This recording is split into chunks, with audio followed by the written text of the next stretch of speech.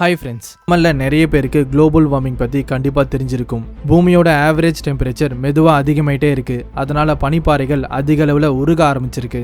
1880 2022 வரைக்கும் பூமியோட average temperature 1.4 degree Celsius வரை அதிகரிச்சிருக்கு. கடந்த 20 வருஷங்களா இந்த டெம்பரேச்சர் தொடர்ச்சியாக அதிகரிச்சுட்டே இருக்கு. இதோட அர்த்தம் குளோபல் வார்மிங் ரேஷியோ ரொம்ப வேகமாக அதிகரிக்குது.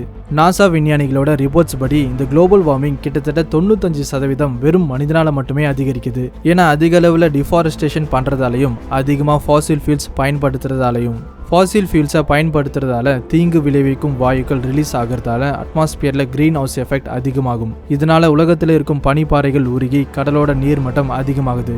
மனிதன் ஃபாசில் ஃபியூல்ஸை பயன்படுத்துறதுக்கு முன்னாடி, அதாவது 1800 1900 வரைக்கும் கடலோட நீர்மட்டம் 6 சென்டிமீட்டர்ஸ் வரை அதிகமானது. ஆனா எப்போ ஃபாசில் ஃபியூல்ஸோட பயன்பாடு தொடங்கியதோ அப்போத்திலிருந்து கடல் மட்டம் அதிவேகமா அதிகரிக்க ஆரம்பிச்சது.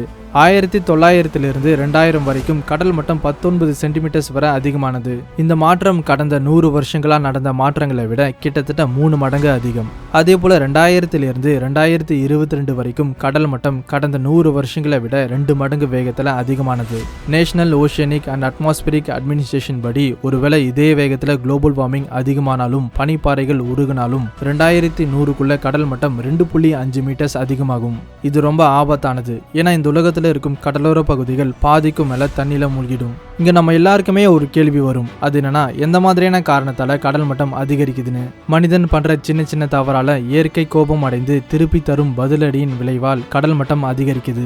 மனிதன் இயற்கைக்கு தரக்கூடிய மரியாதையை தராம ரொம்ப அசிங்கப்படுத்துறான். அதாவது இயற்கையை அதிக அளவுல மாசுபடுத்துறான். இந்த தலைமுறையை விட அடுத்த தலைமுறை தான் இதோட பாதிப்பை அதிகமா சந்திக்க போகுதுன்னு சொல்ற விஷயத்துல எந்த ஒரு சந்தேகமும் இல்லை. தொடர்ந்து இந்த மாதிரி நிறைய இன்ட்ரெஸ்டிங்கான வீடியோஸை பார்க்க நம்ம சேனலை சப்ஸ்கிரைப் பண்ணி அந்த நோட்டிஃபிகேஷன் பெல்ல ஆல்ல செட் பண்ணிக்கோங்க.